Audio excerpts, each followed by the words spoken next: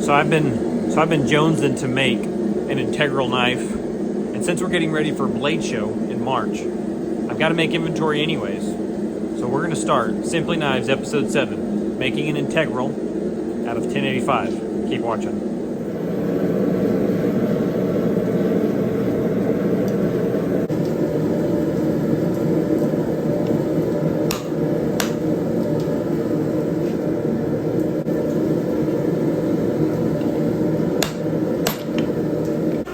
After we mark where the bolster is going to go, we use the butchering dies and we start isolating the bolster and drawing out the blade and drawing out the tang.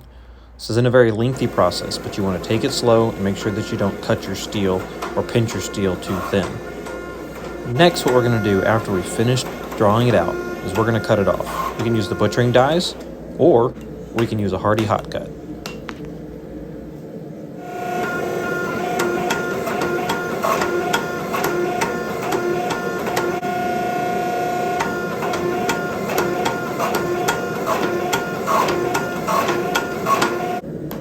And now we begin forging the tip of our knife. As usual, we forge in the corner, and then we forge it flat. And then you repeat the process, forging in the corner and forging it flat. If you want, you can flip over to the other side and forge it down as well. Also, please take a moment and hit the subscribe button, the like button, and the bell notification button. Also, if you have any questions during your forging adventure, make sure to leave a comment below. You never know which comments will become videos. Also, in the description below, there's a link to our Patreon. Please head over there and consider supporting us. Thank you.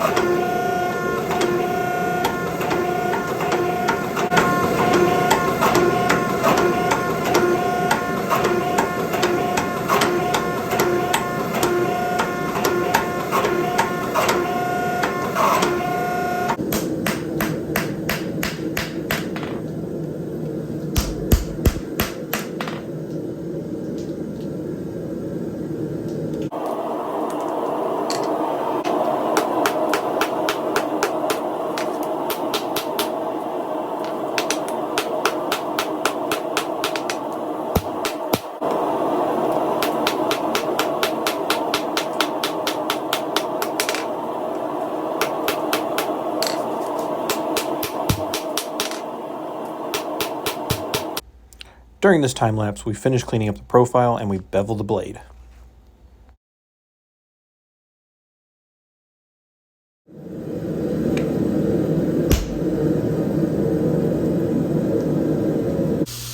So now we're moving on to the next step, which is grinding the profile.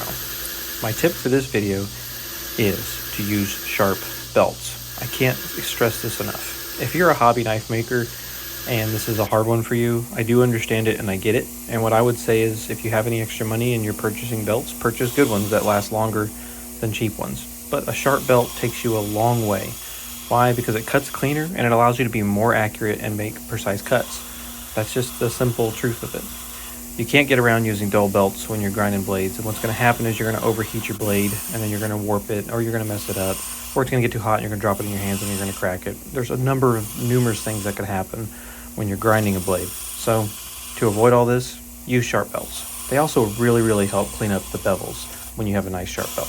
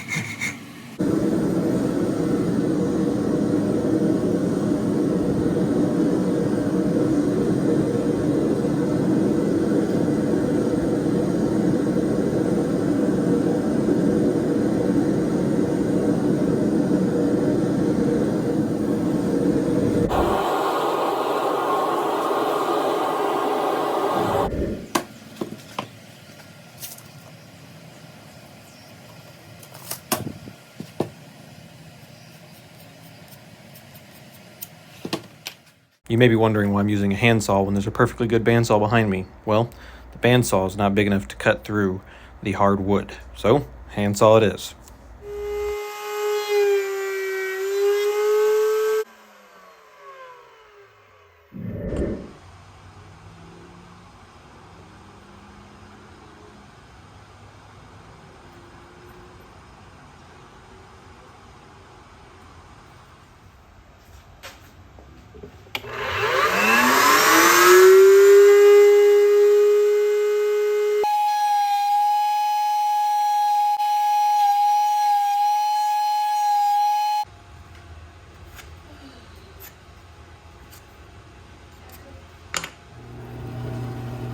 But it is good enough.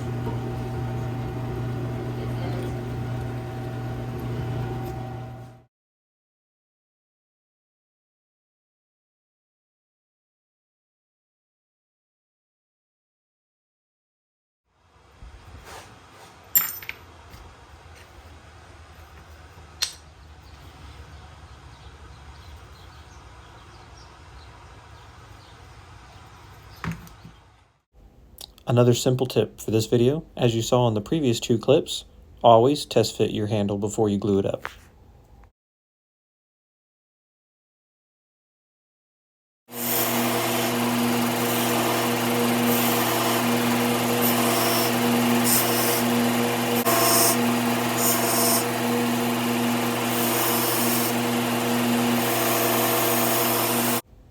Now there's no magic when it comes to grinding away the bulk of the material on the handle. Just get it down to the metal, and that way you can go to hand sanding. The only thing that I would caution you is be careful with the angles of the blade so that you don't nick the blade on the grinder and create an unwanted look. So, as per usual, we're going to go for a time lapse on this segment here.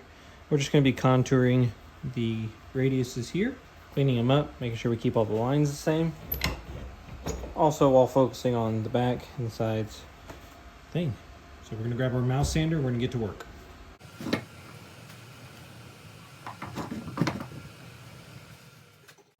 The vise that I'm using in this clip is called a knife vise. If you don't have one of these, this is a great addition to your shop, more so than the mouse sander.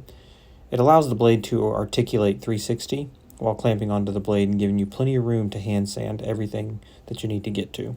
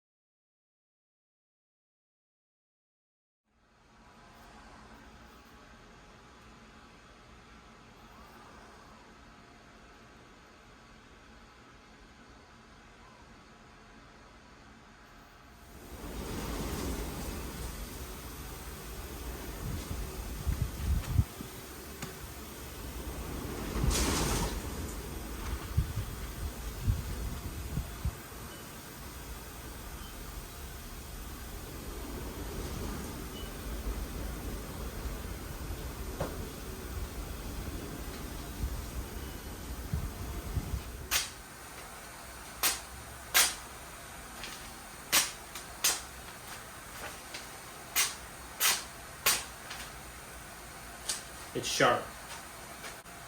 Thank you so much for watching this episode of Simply Knives with Brackin Blades Forged. And today we forged an integral hunter.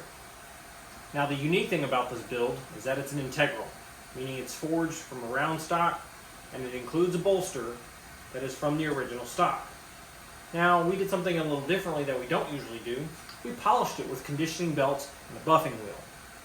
Now, there are ways, and we'll have this in a future video, that you can go straight from a conditioning belt to a series of buffing wheels and get a mirror polished finish. Keep watching, guys. Hit that subscribe button, the like button, the bell notification button, and stay sharp, knifers.